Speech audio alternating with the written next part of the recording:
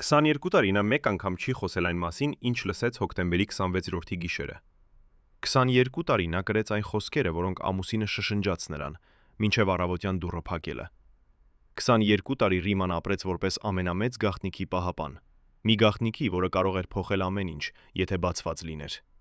Այսօր, երբ նա արդեն չի կարող պատասխանել, երբ նրա լռությունը դարձել է հավերժական, մենք փորձում ենք վերականգնել այն, ինչ նա երբեք չի ուզել բացահայտել։ Ինչ խոսքեր արտասանեց Կարեն Դեմիրճյանը այն գիշերը։ Արդյոք նա գիտեր, որ 12 ժամից հետո նրա կյանքը կավարտվի պատգամավորների դահլիճի մեջ։ Եվ ամենակարևորը,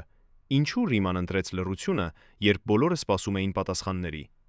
Երևանի քանաքեռ Զեյթուն թաղամասի բարձրահարկ շենքի միջին հարկի բնակարանը հազվադեպ էր լույս վառվում գիշերը։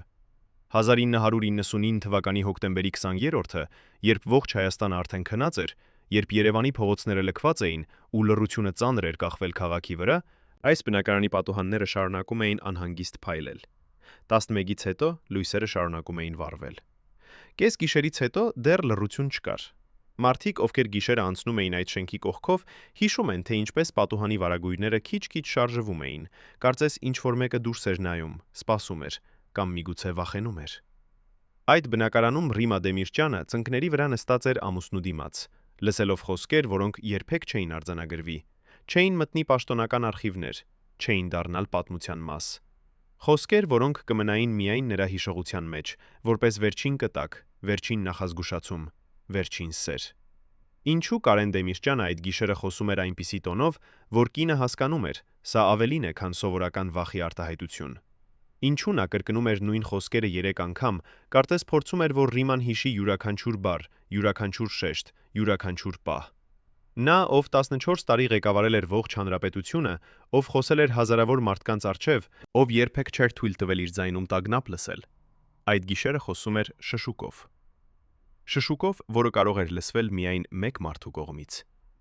Շշուկով, որը պարունակում էր ավելի շատ, քան բառերը կարող էին արտահայտել։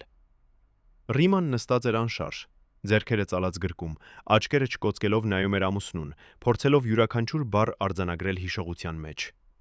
Հոկտեմբերի 26-ի առավոտյան, երբ Կարենը հագնվում էր դեպի ազգային ժողով, նա կանգնեց դռան մոտ ավելի երկար, քան սովորաբար։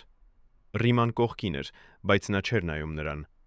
Կարենը նայում էր դեպի պատուհանը, դեպի այն Երևանը, որը նա գիտեր ավելի լավ, քան ցանկացած այլ մարդ։ Քաղաքը, որը նա կառուցել էր, վերակառուցել էր, փոխել էր։ Երկար վայրկյաններ նա խորը շնչեց, կարծես փորձում էր բավարար օդ վերցնել մի ճանապարհորդության համար, որի տևողությունը չգիտեր։ Հետո նա դարձավ, նայեց Ռիմային այն նայվածքով, որ կինները միայն տասնամյակների հետո կհասկանան։ Այն նայվածքը, որը ասում էր, եթե ես չվերադառնամ։ Այն նայվածքը, որը խնդրում էր ներողություն նախապես։ Այն նայվածքը, որը Ռիմայի համար դարձավ վերջին նկարագրությունը իր ամուսնու ողջ էությունը։ Նա դուրս գնաց առանց վերադառնալու։ Ռիման մնաց դռան մոտ, լսելով, թե ինչպես նրա քայլերը հեռանում են աստիճաններով, ինչպես մուտքի դուռը փակվում է, ինչպես մեքենայի շարժիչը միանում է։ Երբ մեքենան հեռացավ, նա շարունակեց կանգնել։ 6 ժամ, 20 րոպե, մինչև հեռախոսի զանգը, որը բոլոր բաները բաժանեց մինչև եւ հետո։ Մինչև այն ձայնը, որը ասաց. «Ռիմա ջան, Կարենն այլևս մեզ հետ չէ»։ Մինչև այն պահը, երբ գիշերվա խոսքերը ստացան իմաստ, որը վերածվեց անջրպետի իրականության։ 22 տարի նրանից հետո Ռիմա Դեմիրճյանը կրկին հայտնվեց հանրության տեսադաշտում, միայն արձանների մոտ, միայն հիշողության միջոցառումներում, միայն լռության մեջ։ Լրագրողները փորձեցին, ընկերները խնդրեցին, պատմաբանները աղերսեցին. պատմեք, բացատրեք, կիսվեք։ Նա շարունակեց լռել։ Ոչ նրա համար, որ չուներ ասելիք, այլ հենց նրա համար, որ ուներ չափազանց շատ ասելիք։ Խոսքեր, որոնք կարող էին կործանել մարդկանց, փոխել պատմությունը, բացահայտել ճշմարտություններ, որոնք Հայաստանը դեռ պատրաստ չէր լսելու։ Նա ապրում էր քանաքեռ Զեյթունում, այն ամենանույն բնակարանում, որտեղ հոկտեմբերի 26-րդին գիշերը լսել էր վերջին խոսքերը։ Նա վարում էր Կարեն Դեմիրճյան բարեգործական հիմնադրամը, դարձնելով ամուսնու անունը բարիքի գործիքի։ Նա պահպանում էր իր տան պատերի վրա լուսանկարները 1974 թվականից մինչև 1999 թվական, ողջ պատմությունը մեկ ընտանիքի պատկերներում։ Երբեմն նա խոսում էր քիչ բան, երբեմն նա հիշում էր ընդհանուր բաները, ինչպես կատարենը սիրում էր ծաղիկները, ինչպես նա հաճախ հոգնած էր վերադառնում աշխատանքից, ինչպես նա երբեք չէր բողոքում։ Բայց այն խոսքերի մասին, որոնք նա լսեց հոկտեմբերի 26-րդի գիշերը, ոչ մի բառ, ոչ մի հուշում, ոչ մի ակնարկ։ Կարծես այդ գիշերը երբեք տեղի չէր ունեցել։ Կարծես այդ խոսքերը երբեք չէին արտասանվել։ Կարծես վերջին նայվածքը երբեք չէր փոխանցվել։ Երբ Ռիման մահացավ 21 դեկտեմբերի 2021 թվականին, 88 տարեկանում, Երևանի Էրեբունի բժշկական կենտրոնում նրա մահվան լուրը տարածվեց Հայաստանում հանգստորեն։ Ոչ մի սկանդալ, ոչ մի վերջին խոստովանություն, ոչ մի բացահայտված գաղտնիք։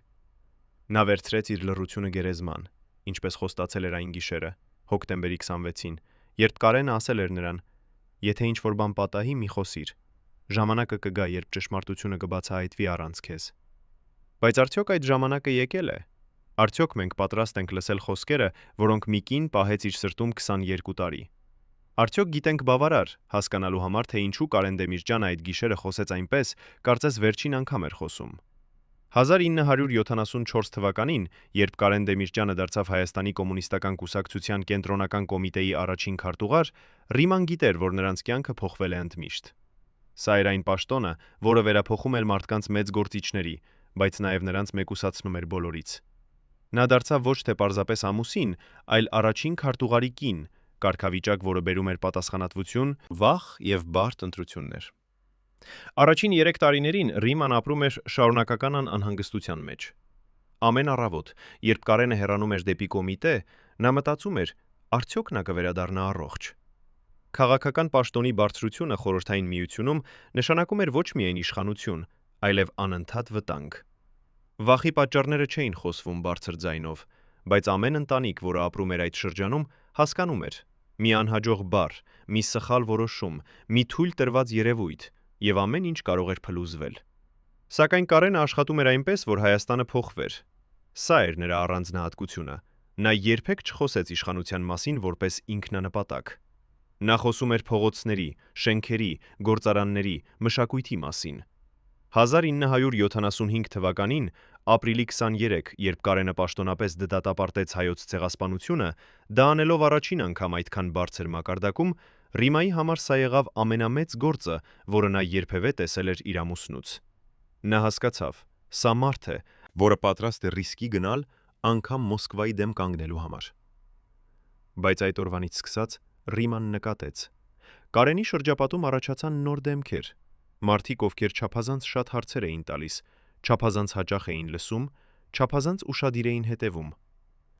1983 թվականին բացվեց Կարեն Դեմիրճյանի անվան սպորտահամերգային համալիրը։ Սա էր Հայաստանի հպարտությունը։ Հսկա կառույց, որը կարող էր ընդունել 10,000 հանդիսատես։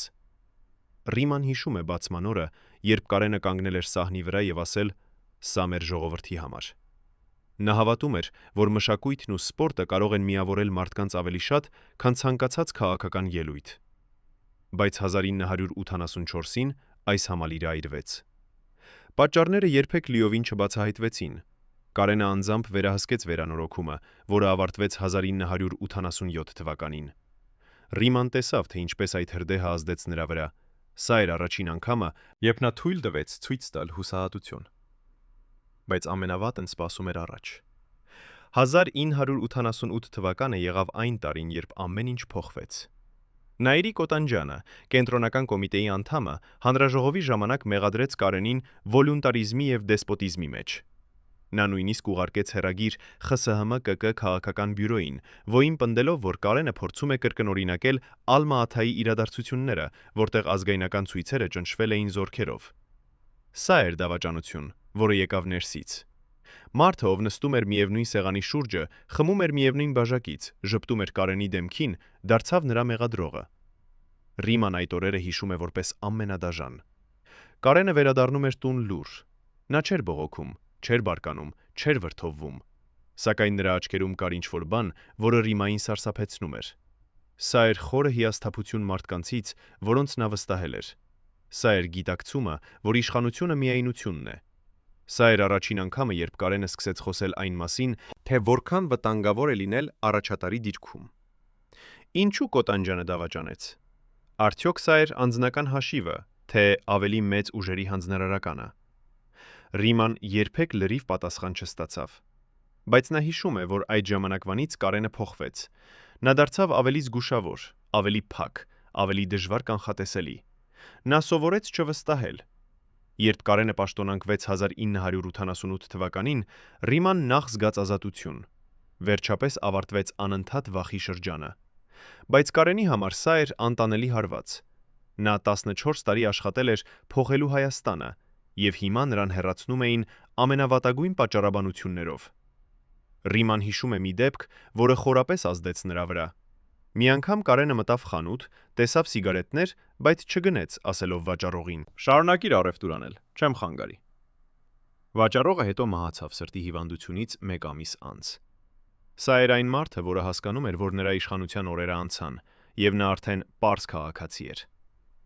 11 տարի անցան։ 1999 թվականին Կարենը վերադարձավ քաղաքական կյանք, դառնալով ազգային ժողովի նախագահ։ Ռիման սկզբում վախենում էր, որ այս վերադարձը կարող է նորից նույն ցավերը բերել, բայց Կարենը այլևս այլ էր։ Նա աշխատում էր հանուն հավասարակշռության, ոչ թե իշխանության։ Նախախոսում էր համաձայնության մասին, ոչ թե կուսակցական գծի մասին։ Բայց արդյոք նրանք թույլ կտային նրան շարունակել։ Արդյոք նրանք, ովքեր 1988 թվականին դավաճանեցին նրան, դարձյալ սպասում էին հնարավորությանը։ Ռիման ամեն օր զգում էր աճող անհանգստությունը։ Հոկտեմբերի սկիզբը 1999 թվականին բերեց անսպասելի ցուրտ։ Երևանը դեռ չէր նախապատրաստվել ձմռանը, բայց օդը արդեն սառն էր, անհանգիստ, լի անորոշությամբ։ Ռիման նկատեց, որ Կարենը սկսել էր անսովոր բաներ անել։ Նա արթնանում էր գիշերվա ընթացքում, մոտենում պատուհանին, երկար ժամանակ դուրս էր նայում։ Երբ Ռիման հարցնում էր ինչ է տեղի ունենում, Կարենը պարզապես շարժում էր գլուխը։ Լռություն։ Նույն այդ լռությունը, որը հոկտեմբերի 26-ի գիշերը կխախտվեր վերջին խոսքերով, վերջին նախազգուշացումով, վերջին կտակով, որը Ռիման կպահեր 22 տարի իր սրտում։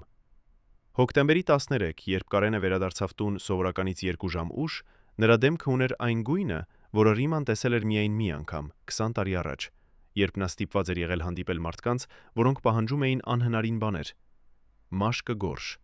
շրթունքները մի փոքր կապույտ, աչքերի տակ խոր շրջանակներ։ Ռիմաններ։ Ռիման չհարցրեց ոչինչ,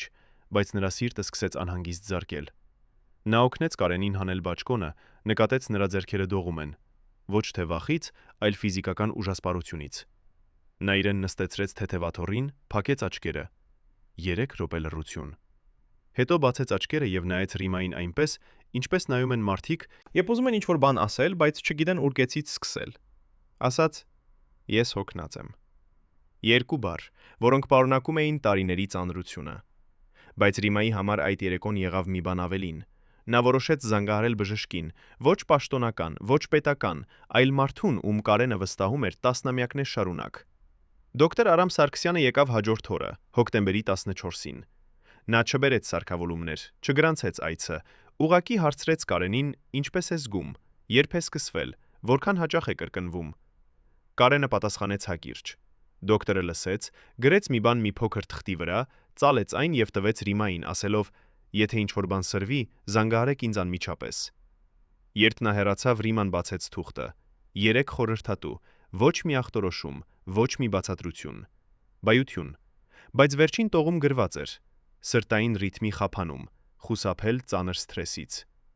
Ինչպես կարելի էր խուսափել սթրեսից, երբ Կարենը ամեն օր մտնում էր ազգային ժողովի այն դահլիճը, որտեղ յուրաքանչյուր որոշումը կարող էր դառնալ վերջինը։ Երկրի ղեկավարները փոխանցում էին միմյանց սպառնալիքներ ժպիտների ետևում, իշխանության հավասարակշռությունը կախված էր մի քանի մարդկանցից, եւ Կարենը նրանցից մեկն էր։ Ռիման չասաց Կարենին դոկտորի նշումների մասին։ Նա գիտեր, եթե Կարենը իմանար, որ նրա սիրտը սկսում է հանձնվել, նա կդադարեր աշխատել, ոչ թե անձնական անհանգստությունից, այլ Ռիմայի հանգստության համար։ Բայց նա չէր ուզում Կարենը հրաժարվեր վերջին գործից, որը նա հավատում էր, կբերեր երկրի հաշտությունը։ Հոկտեմբերի 16, 19, 20 յուրաքանչյուր օր Ռիման դիտում էր Կարենի դեմքի փոփոխությունները։ Նա չէր ուտում բավականաչափ, քունը կարճ էր, խոսքը դանդաղ։ Բայց ամենից վատը եղավ այն, որ նա սկսել էր խոսել այնպիսի բաների մասին, որոնք երբեք չէր հիշատակել։ Մի օր նա ասաց. «Գիտես, Ռիմա ջան, եթե մի օր իմ մասին պատմություններ լսես, մի ամենը հավատա»։ Մեկ այլ օր. «Ես անելի եմ մեկ բան, որը հնարավոր է ոմանք չեն հասկանա»։ Այս վերացական, անորոշ նախադասությունները Ռիմային սարսափեցնում էին։ Ոչ թե այն պատճառով, որ նրանք վախեցնող էին, այլ այն պատճառով, որ դրանք հնչում էին որպես ինչ-որ անձի վերջին խոսքեր։ Արդյոք Կարենը գիտեր, որ ինչ-որ բան պատրաստվում է։ Արդյոք նա զգացել էր վտանգը, բայց չէր կարող ոչինչ անել։ Թե նրա առողջությունը արդեն այնքան վատացել էր, որ նա զգում էր ժամանակը սպառվում է և ուզում էր Ռիմային նախապատրաստել անխուսափելիին։ Ռիման երբեք չհավատաց կախարդանքին, բայց հոկտեմբերի 23, երբ նա արթնացավ գիշերվա մեջ և տեսավ Կարենին կանգնած պատուհանի մոտ ձեռքը սրտին դրած, ասես անմիջական վախ ապրելով, նա մտածեց. իսկ եթե իրոք գոյություն ունի մի այլ աշխարհ, որտեղից մարդիկ գիտեն իրենց ճակատագիրը։ Կարենը չշարժվեց, երբ Ռիման մոտեցավ։ Նա շարունակեց նայել դուրս, դեպի լույսերը, դեպի Երևանի գիշերային լռությունը, դեպի այն քաղաքը, որը նա սիրում էր ավելի քան ամեն ինչ։ Հետո ասաց. երբեմն ես մտածում եմ, իրավունք ունեմ արդյոք խնդրել քեզանից, որ լռես, եթե ինչ-որ բան պատահի։ Ռիման սարեց։ Նա ուզում էր հարցնել ինչով, բայց նա միայն շարժեց գլուխը։ Կարենը շարունակեց. մենք ապրում ենք ժամանակաշրջանում, երբ ճշմարտությունը սպանում է արագ քան ստերը։ Հոկտեմբերի 23-ի երեկոյան, երբ Ռիման պատրաստում էր ընթրիքը, դրան զանգակը հնչեց անսպասելի։ Ժամը 10 էր։ Կարենը սենյակում էր, կարդում էր փաստաթղթեր։ Ռիման մոտեցավ դռանը, հարցրեց. ով է։ Անհայտ ձայն, Կարենի համար, անձնական։ Նա բացեց դուռը մի փոքր, տեսավ ծանոթ դեմք, բայց մարդ, ում տուն երբեք չէին սպասում։ Սամվել Բաբայանը, նախկին պաշտպանության նախարարությունում բարձրաստիճան պաշտոնյա, հիմա անկախ խորհրդական։ Նա ժպտաց Ռիմային, բայց ժպիտը չհասավ աչքերին, ասաց. ներողություն ուշ ժամի համար, բայց մենք պետք է խոսենք։ Կարենը դուրս եկավ սենյակից, տեսավ Սամվելին, և նրա դեմքը փոխվեց։ Ոչ թե զարմանքից, այլ ճանաչումից, կարծես նա սպասում էր այս այցին։ Նրանք մտան Կարենի աշխատասենյակ, փակեցին դուռը։ Ռիման մնաց դրսում, լսելով խուլ ձայներ, առանց կարողանալու տարբերել բառերը։ 20 րոպե, 35 րոպե, ծնրադրվելու տևողություն։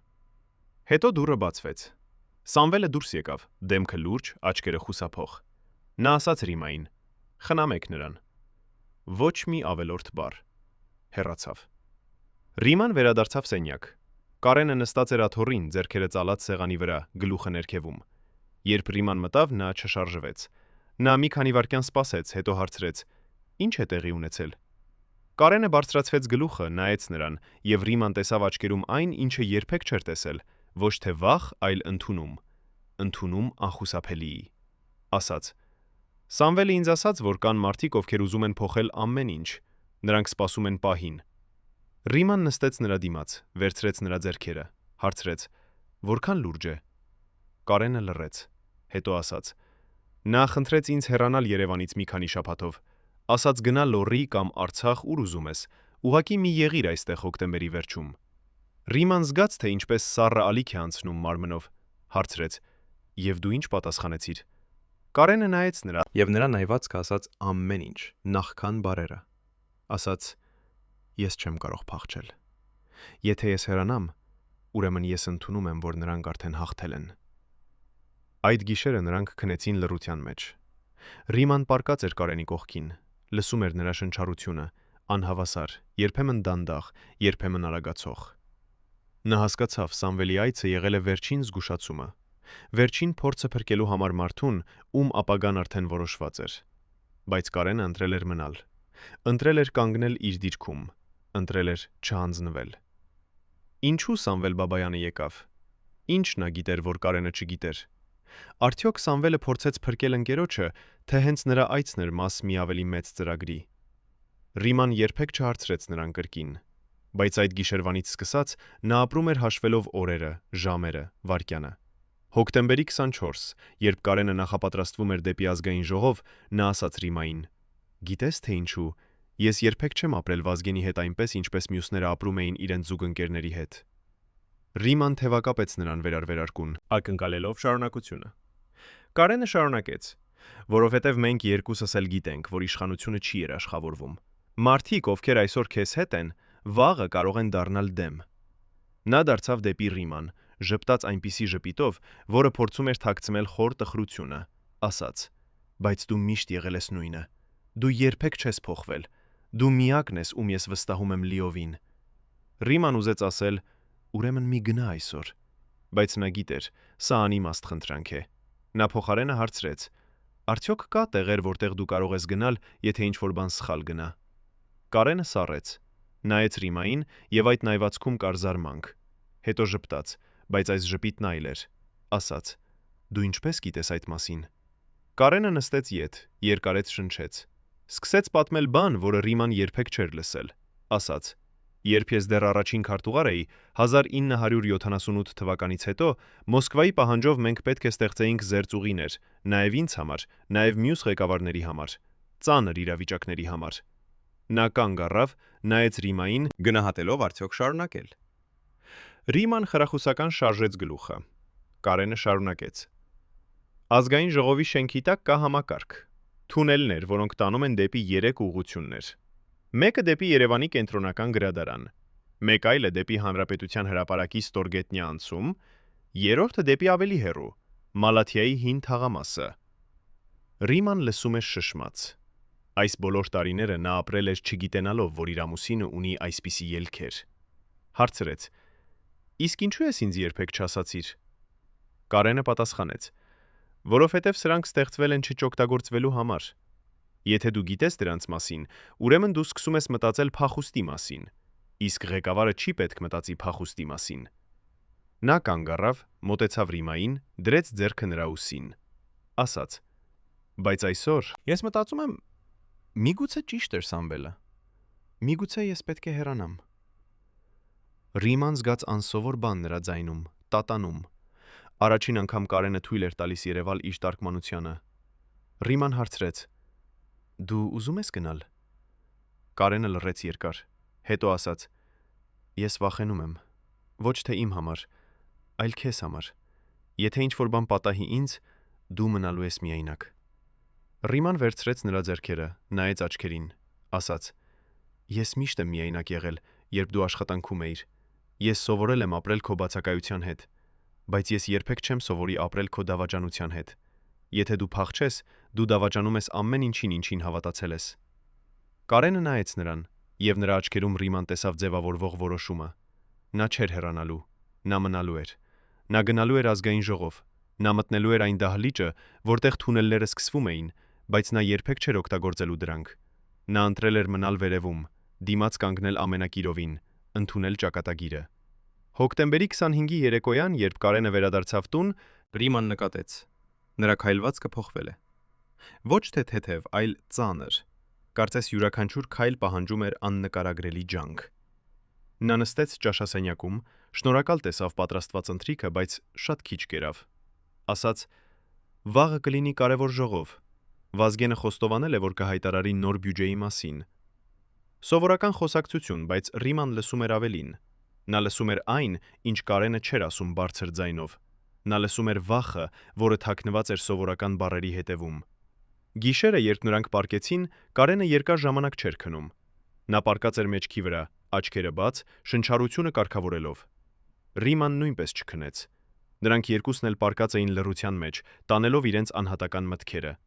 Հետո մոտ երկուսին Կարենը դարձավ դեպի Ռիման, շարժեց նրա ուսը, ասաց. «Ռիմա, արթուն ես»։ Նա պատասխանեց. «Այո»։ Կարենը սկսեց խոսել շշուկով, այնպիսի շշուկով, որը հնչում էր կարծես խոստովանություն։ Ասաց. «Ես ուզում եմ քեզ ասել մի բան։ Եթե վաղը ինչ-որ բան պատահի, մի փնտրիր պատասխաններ։ Մի հարցրու. ինչու, ինչով, ով։ Ապրիր։ Շարունակիր ապրել։ Դա միակն է, ինչ ես խնդրում եմ»։ Ռիման շրջվեց դեպի նրան, փորձեց նայել նրա դեմքին խավարում։ Հարցրեց. «Դու գիտես ինչ-որ բան, որը ես չգիտեմ»։ Կարենը շարժեց գլուխը, ասաց. «Ոչ։ Ես միայն վախենում եմ։ Վախենում եմ, որ մենք ապրում ենք ժամանակներում, երբ ամեն ինչ կարող է փոխվել մեկ պահում»։ Ռիման հարցրեց. «Իսկ թունելները, դու կօգտագործես դրանք, եթե հարկավոր լինի»։ Կարենը լռեց, հետո պատասխանեց. «Ոչ։ Այդ թունելները ստեղծվել են այլ ժամանակների համար։ Այժմ, եթե ես օգտագործեմ դրանք, ապա ես ոչնչանում եմ որպես ղեկավար, որպես մարդ, որին ժողովուրդը հավատում է։ Ես դառնում եմ փախուստի, ոչ թե հայրենասերի»։ Ռիման ոչինչ չասաց։ Նա պարզապես սեղմեց Կարենի ձեռքը խավարում, եւ նրանք երկուսն էլ պառկեցին լռության մեջ, իմանալով, որ վաղը կբերի այն, ինչ բերելու էր։ Հոկտեմբերի 26-ը մոտենում էր։ Այլևս հնարավոր չէր վերադառնալ։ Այլևս հնարավոր չէր փոխել ուղին։ Կարենը արդեն ընտրել էր մնալ։ Բժիշկները, ովքեր 14 տարի հետևեցին Կարեն Դեմիրճյանի առողջությանը, երբեք չգրեցին լրիվ ախտորոշում։ Նրանց արձանագրություններում չկային ստորագրություններ, չկային դիագնոստիկ եզրակացություններ, չկային բուժման ամբողջական պլաններ։ Միայն կարճ նշումներ թղթի կտորների վրա։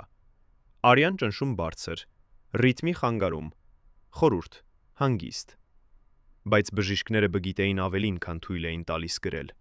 Նրանք տեսնում էին, թե ինչպես մարդը, որը 1974 թվականին սկսեց ղեկավարել Հայաստանը 32 տարեկանում, դանդաղորեն փոխվեց։ Ոչ թե պարզապես ծերացավ,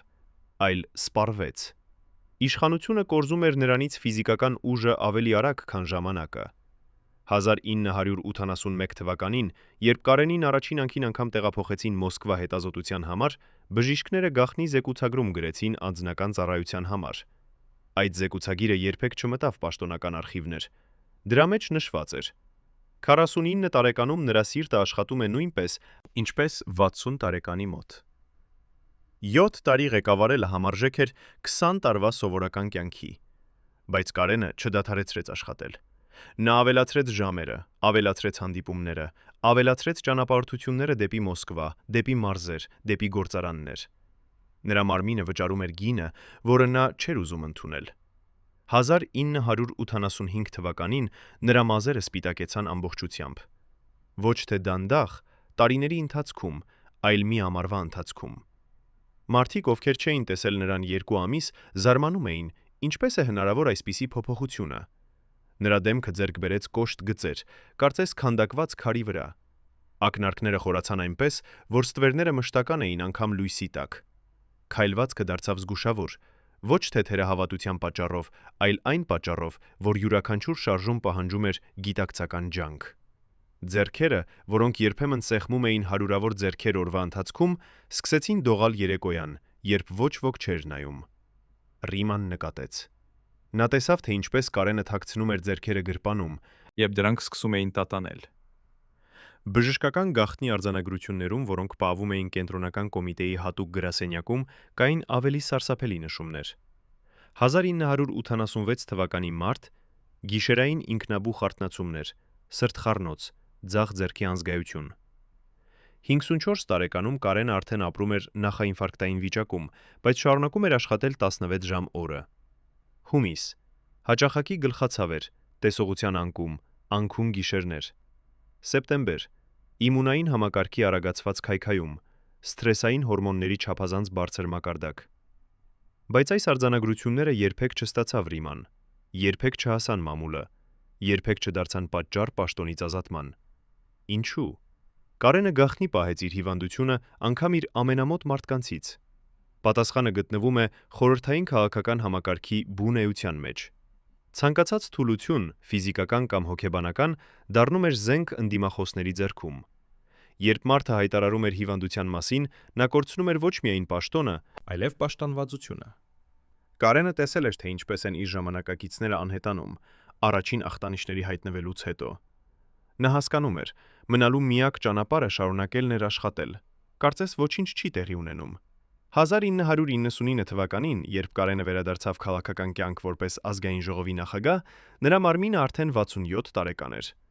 Բայց բժիշկները, որոնք զննեցին նրան անձնական բնույթով առանց պաշտոնական գրանցման, ասացին Ռիմային միայն մեկ բան. նրա սիրտը կարող է դիմանալ դեռ, բայց ոչ շատ երկար։ Յուրաքանչյուր սթրես կրճատում է ժամանակը։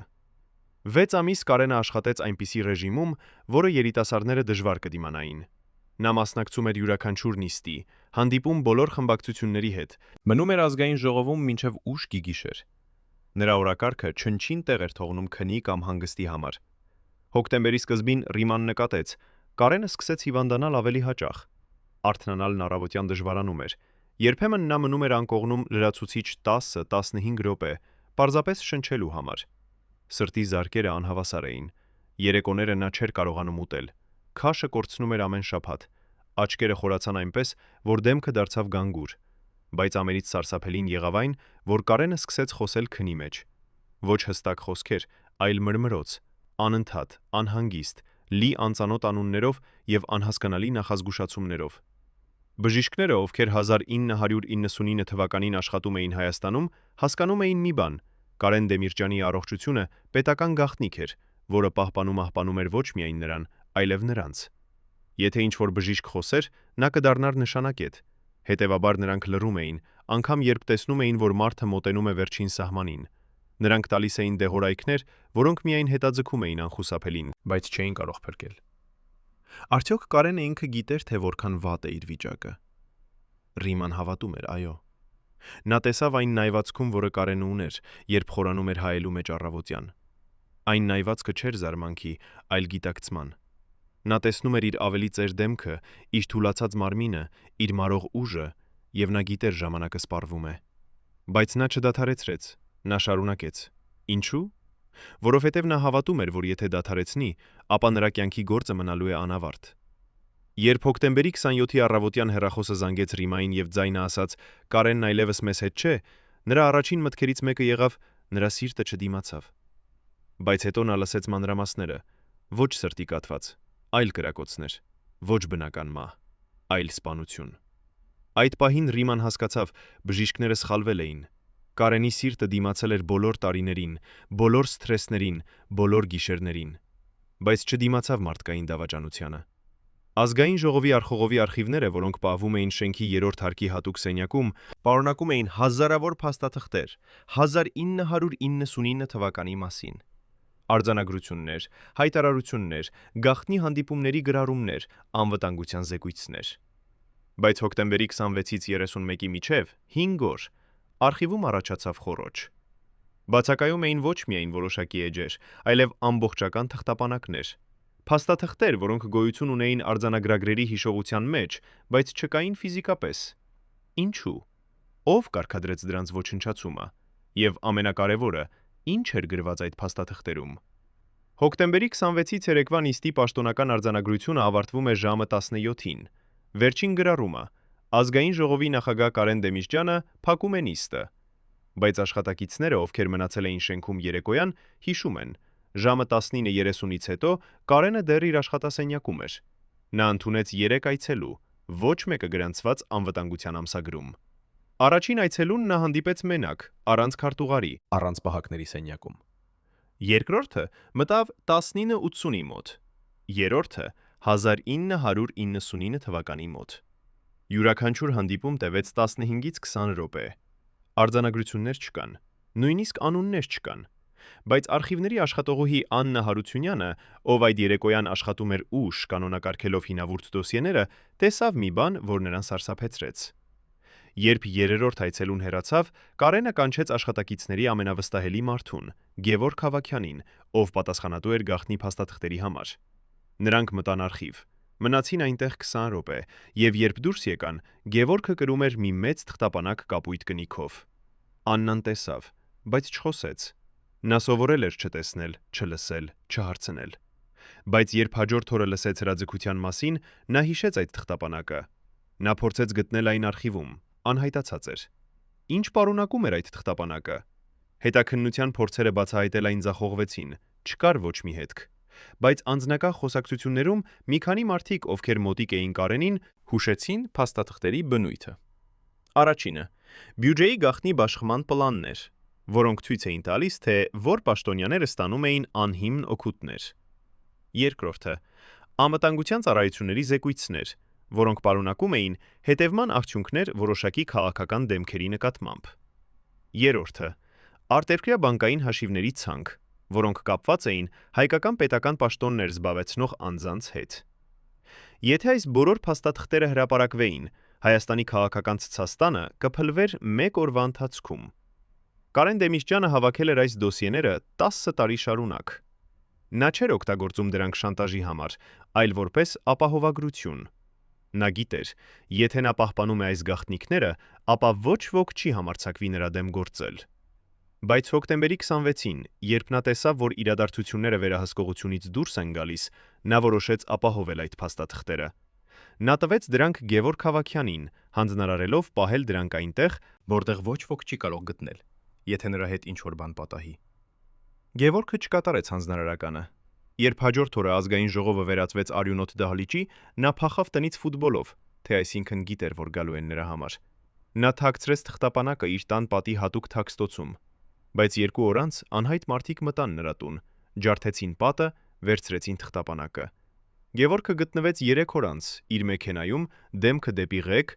մահվան պատճառը պաշտոնապես սրտային կաթված։ Նա 46 տարեկան էր, առանց սրտի պատմության։ Արխիվներում անհայտացան նաև այլ փաստաթղթեր։ Անվտանգության ծառայության դիտարկումների ամսագրերից բացակայում էին հոկտեմբերի 13-ից 25-ը հատվածները։ Ինչու հենց այդ օրերը։ Ով է այցելել ազգային ժողով այդ ժամանակահատվածում, որ չպետք է գրանցվեր։ Հեռախոսային զանգերի գրանցումները Կարենի աշխատասենյակից նույնպես անհայտացան։ Նույնիսկ հոկտեմբերի 26-ի ողբերգական օրվա տեսաձայնագրությունները, որոնք արվել էին անվտանգության տեսախցիկներից, ոչնչացվեցին 3 օր անց։ Պաշտոնամես տեխնիկական խափանման պատճառով։ Բայց տեխնիկական մասնագետները հետագայում պնդեցին, ձայնագրությունները ոչնչացվել էին ձեռքով, պրոֆեսիոնալ կերպով։ Ով կարգադրեց այս ոչնչացումը։ Պատասխանը գտնվում է այնտեղ, որտեղ բոլոր գաղտնիքները գտնվում են՝ իշխանության գագաթին։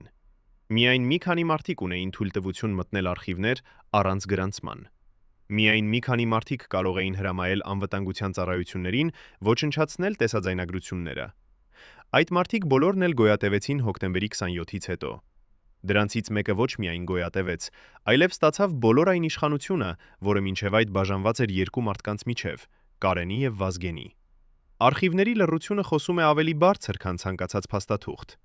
Այնինչ բացակայում է, ցույց է տալիս ինչն է ամենավտանգավորը։ Եվ հոկտեմբերի 26-ից 31-ի բացակայող փաստաթղթերը պարունակում էին ճշմարտությունը, ով է պլանավորել, ով է հաստատել, ով է օգտվել։ Այսօր, երբ հետազոտողները փորձում են վերականգնել այդ օրերի իրադարձությունները, նրանք բախվում են պատի։ Պատ, որը կառուցվել է ոչնչացված թղթերից, անհետացած վկաներից, լռող արխիվներից։ Հոկտեմբերի 23-ի գիշերը ժամը 1-ից հետո, երբ Երևանի բոլոր պատուհանները մարել էին, երբ անգամ շների հաչոցը լռել էր, ազգային ժողովի հարևանությամբ կանգնած շենքի պահակը նկատեց մի բան անսովոր։ Մեքենա, որը կանգնեց խորհրդարանի հատուկ մուտքի մոտ, այնտեղ, որտեղ կային միայն 3 տեղ ամենաբարձր պաշտոնյաների համար։ Շարժիչը չմարեց, լույսերը չանջատվեցին։ Մեքենան պարզապես կանգ առավ, սպասեց, եւ 5 րոպե անց դուռը բացվեց։ Դուրս եկավ մի մարդ, բարձրահասակ, լայն ուսեր, քայլվածքը զորականի։ Նա ոչ մի անգամ չնայեց շուրջը։ Նա գիտեր, որ տեսախցիկները այս անկյունից չեն տեսնում։ Նա մտավ շենք այն դռնից, որը բացվում էր միայն հատուկ բանալիով։ Պահակը հետաքրքրվեց, ով է այս մարդը, որ ժամը 1-ին ունի մուտքի իրավունք։ Նա փորձեց նայել մեքենայի համարանիշին, բայց լույսերը կուրացրեցին նրան։ Երբ մարդը անհետացավ շենքի ներսում, մեքենան մեկնեց։ Պահակը գրեց ամսագրում. ժամը 1:15, անհայտ այցելու, հատուկ մուտք։ Հաջորդ օրը, երբ ուզեցին ստուգել այդ գրառումը, էջը պակասում էր։ Պահակը չխոսեց երբեք։ Երբ հարցրին, նա ասաց. «Ես քնած էի, ոչինչ չեմ տեսել»։ Բայց նրա աչքերը պատմում էին ուրիշ բան։ Նա տեսել էր այն մարդուն, ում երեսը հետագայում հայտնվելու էր իշխանության գագաթին։ 30 րոպե անց շենքի 3-րդ հարկի պատուհանից լույս փայլեց։ Կարեն Դեմիրճյանի աշխատասենյակը։ Ով կարող էր լինել այնտեղ այդ ժամին, բացի Կարենից։ Պահակի գրառումներում Կարենի մուտքի ժամը նշված չէր, բայց հարևան շենքի բնակիչներ հիշում են, Կարենի մեքենան եկավ ժամը 12-ին, նա մտավ միայնակ։ Այսինքն, երբ անհայտ այցելուն հայտնվեց, Կարենը արդեն աշխատասենյակում էր, սպասելով։ Սպասելով մարդուն, ով չպետք է գրանցվեր, ով չպետք է տեսնվեր, չպետք է տեսնվեր, ով բերելու էր այն վերջին նախազգուշացումը։ Հարևան շենքի 6-րդ հարկից, որտեղ այդ գիշերը մի կին չէր կարողանում քնել նորածին երեխայի լացից պատճառով, երևում էր Կարենի աշխատասենյակի պատուհանը։ Նա տեսավ 2 ստվերներ, մեկը նստած Կարարենը, մյուսը կանգնած այցելուն։ Կանգնածը խոսում էր երկար, շարժում էր ձեռքերը ցույց տալով տարբեր ուղղություններ, կարծես բացատրում էր ինչ-որ պլան։ Նստածը շարժվում չէր։ Կինը չկարողացավ տեսնել դեմքերը, բայց նա հիշում է, երբ կանգնածը ավարտեց խոսել, նստածը դանդաղ բարձրացավ։ 2 ստվերները կանգնեցին դեմ դիմաց։ Ոչ մի ձեռք սեղմում, ոչ մի գրկախառնում, ոչ մի շեշ մի շարժում, որը կցույց տար ընկերություն։ Պարզապես 2 մարդիկ, ովքեր նայում էին միմյանց աչքերի մեջ, եւ հետո կանգնածը շրջվեց ու հեռացավ։ Արդյոք այդ անհայտ այցելուն Սամվել Բաբայանն էր, ով 3 օր առաջ եկել էր Կարենի տուն։ թե այլ ինչ-որ մեկը, ավելի վտանգավոր, ավելի բարձր իշխանությամբ։ Գաղտնի ծառայությունների վերլուծաբանները հետագայում փորձեցին վերականգնել այդ գիշերվա մուտքերի ցանկը։ Նրանք գտան մի տարօրինակություն, այդ ժամանակահատվածում վերելակը շարժվեց 3 անգամ, 1 անգամ վեր, 2 անգամ վար։ Այսինքն ներս մտավ մեկը, Բայց դուրս եկան երկուսը։ Ո՞վ էր երկրորդը։ թե մեկը մտավ սովորական դռնից, իսկ երկրորդը գաղտնի անցումից։ Կարեն Դեմիշյանը, երբ վերադարձավ տուն հոկտեմբերի 24-ի առավոտյան ժամը 3-ին, նրա դեմքը ուներ այն գույնը, որը Ռիման տեսել էր միայն մի անգամ, երբ նրան տեղեկացրել էին մտերիմ ընկերոջ անսպասելի մահվան մասին։ Ոչ թե վախ, այլ խորը անբուժելի տխրություն։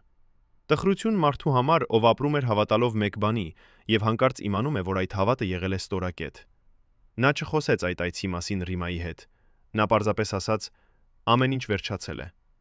2 բառ, որոնք պարունակում էին տարիների կործանումը։ Ով այցելեց Կարենին այդ գիշերը։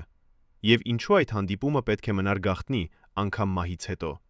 Պատմությունը չի գրվում այն մարդկանց կողմից, ովքեր մահացել են պատվով։ Այն գրվում է նրանց կողմից, ովքեր գոյատևել են հաշվարկներով։ Հոկտեմբերի 27-ից հետո, երբ 9 մարդ մահացավ ազգային ժողովի դահլիճում, Իշխանությունը փոխանցվեց անմիջապես։ Ոչ թե հետազոտության արդյունքով, ոչ թե ժողովրդի ընտրությամբ, այլ պարզապես անմիջապես։ Կարծես նախապես պլանավորված էր, թե ով զբաղեցնելու է դատարկաթոռը եւ ով վատ բաներ պատմելու Հայաստանի ժողովրդի նկատմամբ։ Տեղ է անշուշտ նաև այն համեմատությունը, որ տեղի է ունենում մեզ հետ հայկական սահմաններում։ Այն ուր են մեր գործընթացները, մեր ներդրումները, մեր նվարությունները։ Այս հարցերի պատասխանները դեռ չեն տվել նրան, թե ինչից է սկսել Հայաստանի Դաշնության կողմից իրականացվող հետապես նախապատրաստումը ռուսական ռազմական ուժերի դառնալու համար։ Այդ հարցերի պատասխանը հավանաբար կլինի ներկայիս ռազմաքաղաքական գործընկերությունների միջև, կամ այդ հարցերի պատասխանը կլինի ներկայիս ռազմական ուժերի միջև հանդիպումներում եւ հետազոտություններում։ Բայց հիմա առաջ պետք է խոսենք ինչ-որ այլ բանի մասին։ Ով զբաղեցնելու է դատարկաթոռները։ Ռոբերտ Քոչարյանը, ով այդ օրը չներկայացավ ազգային ժողով, պաշտոնապես պետական այցի պատճառով վերադարձավ Հայաստան 28 հոկտեմբերին։ 12 ժամ անց նա արդեն նախագահում էր անվտանգության խորհուրդը։ 24 ժամ անց նա արդեն հայտարարեց հրատապ միջոցառումների ծրագիր։ 36 ժամ անց նա արդեն վերահսկում էր ողջ երկիրը։ Այս արագությունը հիացրեց անգամ նրանց, ովքեր սովորել էին քաղաքական արագ շարժումներին։ Այս արագությունը խոսում էր մի բանի մասին։ Նա գիտեր, որ հնարավորությունը գալու է։ Նա պատրաստ էր։ Բայց Ռոբերտը մենակ չէր։ Նրա շուրջը կային մարդիկ, ովքեր նույնպես գիտեին։ Սերժ Սարգսյանը, ով այդ օրը նույնպես բացակայում էր ազգային ժողովից, դարձավ պաշտպանության նախարար 3 շաբաթ անց։ Իսկ ավելի հետաքրքիրը, մարդիկ, ովքեր մահվան գծի վրա կանգնած էին, բայց փրկվեցին։ Մի падգամավոր, Ով նստած էր Վազգեն Սարգսյանի կողքին, 10 վայրկյան առաջ ստացավ հեռախոսի զանգ եւ դուրս գնաց դահլիճից։ Նա վերադարձավ 2 րոպե անց, տեսնելու արյունոտ տեսարանը։ Զանգող մարդը երբեք չբացահայտվեց։ Մեկ այլ падգամավոր, ով այդ օրը պետք է ներկայանար, հանկարծ հիվանդացավ առավոտյան։ Նա ապաքինվեց հաջորդ օրը։ Այս պատահականությունները շատ էին լինում անդիտանալի համար։ Բայց երբ մարդը նայում է նրանց հետևից, երբ տեսնում է, թե ովքեր փրկվեցին եւ ինչի հասան հետագայում, նկարագիրը դառնում է հստակ։ Փրկվածները բոլորն էլ դարձան այն համակարգի մաս, որը ստեղծվեց ողբերգությունից հետո։ Նրանք բոլորն էլ ստացան պաշտոններ, ազդեցություն, թյուն, հարստություն։ Նրանք բոլորն էլ պարտավոր էին մնալ լուռ։ Ռիման, երբ տեսավ, թե ինչպես արագ իշխանությունը վերակազմավորվեց, հասկացավ մի բան. սա չէր ահաբեկչություն։ Սա էր պետական հեղաշրջում, որը քողարկված էր որպես ահաբեկչություն։ Տարբերությունը կայանում է նպատակում։ Ահաբեկիչը ցանկանում է խառնաշփոթ, աղմուկ, ուշադրություն։ Պետական հթյուն, պետական հեղաշրջողը ցանկանում է լռություն, կարգ, արագ փոխարինում։ Հոկտեմբերի 27-ի իրադարձությունները ունեին բոլոր երկրորդի հատկանիշները։ Կրակողները չփախան։ Նրանք դադարեցրին կրակը, հանձնվեցին, կարծես գիտեին, հենց դա է պլանը։ Հետաքննությունը սկսվեց անմիջապես, բայց ոչ մի կապ չգտնվեց բարձր պաշտոնյաների հետ։ Բոլոր հետքերը վերջանում էին փողոցի մակարդակում։ Բայց եթե նայես, ով օգտվեց ամենից շատ, պատասխանը դառնում է ակնհայտ։ Կարեն Դեմիրճյանը եւ Վազգեն Սարգսյանը համատեղ հսկում էին իշխանությունը։ Կարենը խորհրդարանը, Վազգենը կառավարությունը։ Նրանք երկուսը միասին էին հավասարակշռությունը։ Նրանց մահից հետո հավասարակշռությունը փլուզվեց։ Մնաց մեկը։ Նա, ով սպասել էր հնարավորությանը։ Նա, ով գիտեր, թե երբ գործել։ Ռոբերտ Քոչարյանի հարստությունը բազմապատկվեց հաջորդ 10 տարում։ Նրա ընտանիքը դարձավ ամենազորեղներից մեկը։ Նրա մերձավորները բոլորն էլ ստացան բիզնեսներ, պաշտոններ, անձեռնմխելիություն։ Մեկը կարող է ասել, սա նորմալ է յուրաքանչյուր նախագահի համար։ Բայց արագությունը, որով դա տեղի ունեցավ, խոսում է այն մասին, որ համակարգը ստեղծված էր նախապես։ Պլանը պատրաստ էր նախքան ողբերգությունը։ Արդյոք Ռոբերտը անձամբ կարգադրեց հոկտեմբերի 27-ի գործողությունները։ Ոչ մի ուղղակի ապացույց։ Բայց անուղղակի հետքերը այնքան շատ են, որ անտեսել դրանք նշանակում է փակել աչքերը իրականության առջև։ Մարդիկ, ովքեր կազմակերպեցին անվտանգությունը այդ օրը, հետագայում բոլորը խոշոր պաշտոններ ստացան նրա վարչակազմում։ Մարդիկ, ովքեր պատահաբար բացակայեցին, նույնպես խոշոր պաշտոններ։ Մարդիկ, ովքեր հետաքննեցին, եզրակացրեցին, ոչ մի կապ չկա բարձր իշխանությունների հետ։ Բոլորը գտնվում էին նույն շղթայի մեջ։ Շղթայի, որը սկսվում էր եւ ավարտվում էր մեկ անունով։ Ով վերցրեց գաղտնի փաստաթղթերը, որոնք Կարենը պահպանել էր 10 տարի։ Ով սպանեց Գևորգ Ավագյանին, ով պահպանում էր այդ փաստաթղթերը։ Ով ոչնչացրեց արխիվները, տեսաձայնագրությունները, վկաներին։ Այս բոլոր հարցերը ունեն մժմեկ պատասխան։ Մարդը, ով ուներ ամենամեծ իշխանությունը նոյեմբերից հետո։ Հոկտեմբերի 26-ի առավոտյան Կարեն Դեմիրճյանը արթնացավ ավելի վաղ, քան սովորաբար։ Ժամը 6-ին նա արդեն կանգնած էր պատուհանի մոտ, նայելով դեպի Երևանի լույսավորվող փողոցները։ Ռիման արթնացավ նրա քայլերից։ Նա տեսավ ամուսնուն, անշարժ կանգնած, ձեռքերը գրպանում, մեջքը հերվում ուղիղ, բայց ուսերը ցած իջած։ Նա ասաց. «Կարեն»։ Նա չդարձավ։ Շարունակեց նայել դեպի քաղաքը, կարծես փորձում էր յուրաքանչյուր շենքը, յուրաքանչյուր ծառը, յուրաքանչյուր լույսուր լույսը հիշել։ Վերջապես, երբ Ռիման վեր կացավ եւ մոտեցավ, նա խոսեց, ասաց. «Գիտես ինչով է տարբերվում ղեկավարը հերոսից»։ Ռիման սպասեց պատասխանին։ Կարենը շարունակեց. «Հերոսը մահանում է մի պահում եւ դառնում անմահ։ Ղեկավարը ապրում է երկար եւ դառնում մոռացված»։ Վերջին զգեստավորումը տևեց ավելի երկար, քան սովորաբար։ Կարենը ընտրեց մուգ կապույտ կոստյում, այն, որը Ռիման նվիրել էր նրա 65-ամյակին։ Նա կապեց փողկապը 3 անգամ, յուրաքանչյուր անգամ լուծելով եւ վեր սկսելով։ Նա դանդաղ հագավ կոշիկները, կարծես ամեն մի շարժում էր պահվելու։ Երբ վերջապես պատրաստ եղավ, նա կանգնեց հայելու առջև, ոչ թե իր արտաքինը ստուգելու համար, այլ իր դեմքը նայելու համար։ Տեսնելու այն մարդուն, ով եղել է, եւ հրաժեշտ տալ նրան։ Դրան մոտ նա դարձավ դեպի Ռիման։ Այս պահը, որը մենք գիտենք միայն Ռիմայի հիշողությունից, տևեց ավելի երկար, քան սովորական հրաժեշտը։ Կարենը նայեց նրա աչքերին, վերցրեց նրա ձեռքերը, սեղմեց դրանք իր ձեռքերի մեջ, ասաց. «Հիշիր, Ռիմա ջան, հիշիր, ես միշտ սիրել եմ քեզ ավելի, քան ցանկացած այլ բան, ավելի քան իշխանությունը, ավելի քան քաղաքի, քան քաղաքականությունը, ավելի քան Հայաստանը։ Դու եղել ես իմ ամենամեծ ուժը»։ Ռիման զգաց, թե ինչպես արցունքները սկսում են հավաքվել, բայց նա զսպեց դրանք, ասաց. «Ինչու խոսում ես այսպես, դու վերադառնալու ես երեկոյան»։ Կարենը ժպտաց, այն ժպիտը, որը փորձում էր թաքցնել ցավը, ասաց. «Իհարկե, երեկոյան»։ Նա բացեց դուռը, 1 վայրկյան կանգ առավ շեմքում, հետո դարձավ վերջին անգամ, նայեց Ռիմային, եւ նրա աչքերում նա տեսավ ամեն ինչ. սերը, փորձանքները, տարիները, հույսերը, վախերը, վերջին հրաժեշտը։ Հետո նա գնաց։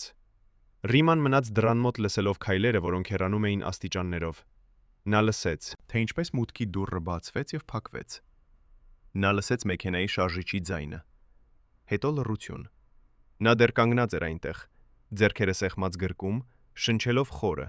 փորձելով հավասարեցնել սրտի անհավասար զարկերը։ Նա նայեց ժամացույցին։ Ժամը 7:30։ 11 ժամ մինչև այն հեռախոսի զանգը, որը կփոխեր ամեն ինչ։ Բայց Ռիման չգիտեր, որ այդ 11 ժամում Կարենը կձեռնարկեր վերջին փորձը կանխել անխուսափելին։ Նա մտավ ազգային ժողով ժամը 8։ Նա կանչեց 3 մարդկանց իր աշխատասենյակ, մեկ առ մեկ գաղտնի։ Նրանցից յուրաքանչյուրին նա տվեց նույն հաղորդագրությունը. «Եթե ինձ հետ ինչ-որ բան պատահի, դուք գիտեք, թե ինչ անել»։ Նա տվեց նրանց անուններ, վայրեր, հանձնարարականներ։ Նա փորձեց ապահովել, որ ճշմարտությունը չկորի անգամ իր մահից հետո։ Բայց 3 մարկանցից 2-ը արդեն գիտեին, որ նրանք չեն կատարելու հանձնարարականները։ Նրանք արդեն պայմանավորվել էին մյուս կողմի հետ։ Նրանք արդեն ստացել էին իրենց հատուցումը։ Երրորդը կփորձեր, բայց կմահանար 5 օր անց ավտովթարից։ Ժամը 12-ին Կարենը նստեց իր աթոռին ազգային ժողովի դահլիճում։ Նա նայեց ամբողջ դահլիճին, պատգամավորներին, պաշտոնյաներին, հյուրերին։ Նա տեսավ դեմքեր, որոնք գիտեր տարիներ շարունակ։ Նա տեսավ ժպիտներ, որոնք թաքցնում էին բազմաթիվ գաղտնիքներ։ Նա տեսավ աչքեր, որոնք խուսափում էին նրանից։ Այդ պահին ժամերգու Վազգեն Սարգսյանը սկսեց ելույթը բյուջեի մասին։ Կարենը նայեց դեպի մուտքը։ Նա տեսավ 5 մարդկանց, կանգնած անսովոր դիրքերում։ Նա հասկացավ։ Բայց արդեն ուշ էր։ Վերջին ստորակետն արդեն դրված էր։ Վերջին խոսքերը արդեն ասված էին։ Վերջին նայվածքը արդեն փոխանցված էր այդ առավոտյան Ռիմային։ Կարենը փակեց աչքերը, շնչեց խորը եւ սպասեց։ 22 տարի անց, 2021 թվականի դեկտեմբերի 21-ին Ռիմա Դեմիրճյանը փակեց իր աչքերը վերջին անգամ Երևանի Էրեբունի բժշկական կենտրոնում։ 88 տարեկանում նրա սիրտը դադարեց զարկել, տանելով հետը գաղտնիքները, որոնք պահպանել էր 22 տարի։ Նրա մահվան լուրը տարածվեց հանգստորեն հայկական մամուլում։ Ոչ մի սենսացիա, ոչ մի վերջին խոստովանություն։ Պարզապես կարճ հաղորդագրություն։ Մահացել է Կարեն Դեմիրճյանի այրին Ռիմա Դեմիրճյանը։ Նրա թաղումը եղավ պարզ, առանց մեծ ցույցերի։ Ներկա էին ընտանիքի անդամները, մի քանի հին ընկերներ, մարդիկ, ովքեր հիշում էին Կարենին։ Բայց նկատելի էր այն, թե ովքեր չկան։ Մարդիկ, ովքեր հոկտեմբերի 27-ից հետո զբաղեցրին իշխանության գագաթները, ոչ մեկը չներկայացավ։ Նրանք ուղարկեցին ծաղկեպսակներ, բայց չեկան անձամբ։ Կարծես վախենում էին, որ անգամ գերեզմանի մոտ Ռիման կարող էր խոսել։ Ռիմայի մահից հետո նրա տունը դարձավ թանգարան, ոչ պաշտոնական, այլ ընտանեկան։ Պատերը դեռ զարդարված էին լուսանկարներով 1974-ից մինչև 1999։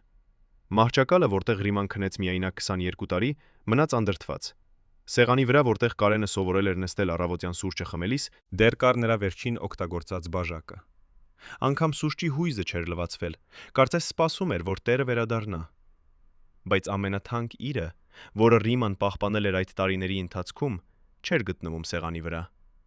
Այն պահվում էր ապահով վայրում, փոքրիկ սնդուկում, որը թաքնված էր գրասեղանի գաղտնի դարակում։ Կապույտ թղթապանակ, որի կողքին գրված էր մեկ տող՝ բացել միայն իմ մահից հետո։ Ռիման երբեք չբացեց այդ թղթապանակը։ Նա գիտեր դրա բովանդակությունը այնքան վտանգավոր էր, որ նրա բացումը կարող էր վերջ տալ ամեն ինչին։ Նա գիտեր, Կարենը թաքցրել էր այնտեղ ավելին, քան պարզ փաստաթղթեր։ Նա թաքցրել էր ճշմարտությունը։ Երբ տարիներ անց պատմաբանները փորձեցին մուտք գործել այդ տուն, փնտրելով պատասխաններ, նրանք գտան միայն լուսանկարներ, նամակներ, անձնական իրեր։ Կապույտ թղթապանակը չգտնվեց երբեք։ Ով վերցրեց այն։ Երբ վերցրին։ Ինչու Ռիման երբեք չբողոքեց։ Պատասխանները մնացին գաղտնի։ Նույնը ինչպես այն գիշերը հոկտեմբերի 23-ին, երբ անհայտ այցելուն եկավ Կալենի աշխատասենյակ։ Նույնը ինչպես այն մարդկանց անունները, ովքեր իսկապես պլանավորեցին հոկտեմբերի 27-ը։ Նույնը ինչպես ճշմարտությունը, որն ինչպես միշտ թաղված մնաց իշխանության թաքուկ դարակներում։ Ռիման մեկնեց այս աշխարհից, իրենով տանելով վերջին հույսը, որ ճշմարտությունը երբևէ կբացահայտվի։